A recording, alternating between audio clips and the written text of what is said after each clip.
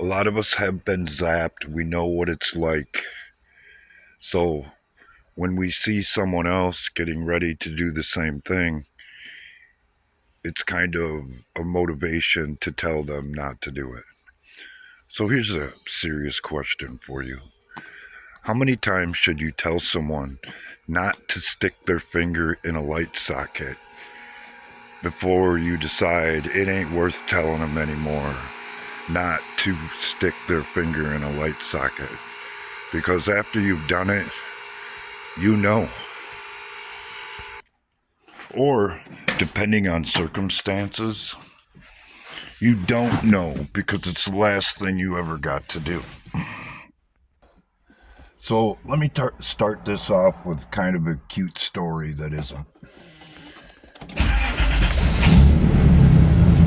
My oldest daughter used to mispronounce the word elephant. She said Elphonent, and it was really cute the way she said it. So I never corrected her. As a matter of fact, when her classmates or friends or whatever said that isn't how you say it, I reinforced to her that it's pronounced Elphonent, not elephant. And it was cute. She said it that way for quite some time. But when she finally figured it out, she was not a happy camper at all. So, here I go, insulting your intelligence yet again. The control aspect of what we have been dealing with and are looking at in live time is all based on ignorance. It's what you don't know, or more importantly, what the supporters of the people who claim to have all of the knowledge don't know. Need another example? Okay. Take auto repair, for example.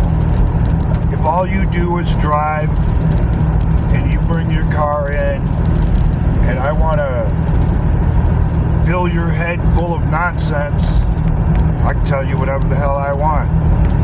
As long as your stuff is running when you leave, what do you know? That's the entire system that we're looking at. That's the entire system that we live in. It's all based on ignorance. And there's nothing more painfully obvious to demonstrate that than what's called modern education, especially college. Because I have heard stories of people paying an exorbitant amount of money to send their kids to college to have them come back as different people. Because their heads have been filled with nonsense by people who claim to know. That's the world we live in today. It's all based on ignorance. And unfortunately, your ignorance.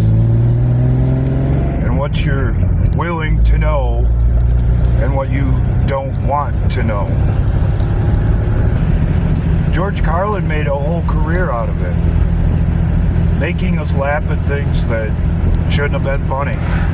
But he sure enough did make us laugh at it. And by doing so, we were laughing at ourselves.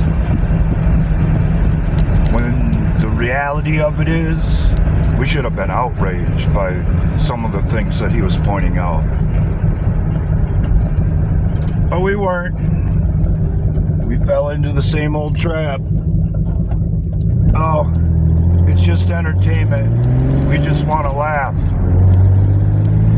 The sad part about what we're dealing with today is more people know about the game of football and the aspects and nuances of it than they know about what we're looking at today.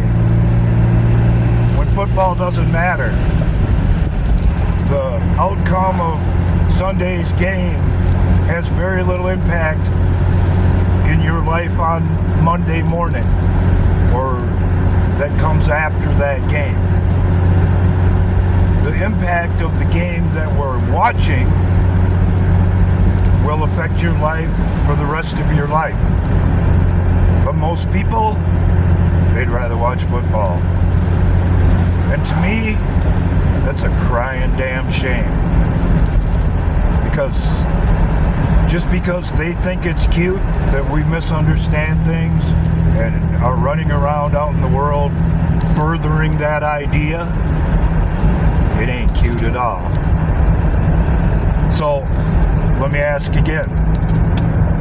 How many times do you tell someone based on experience not to stick their finger in a light socket before you finally decide not to tell them to stick their finger in a freaking light socket?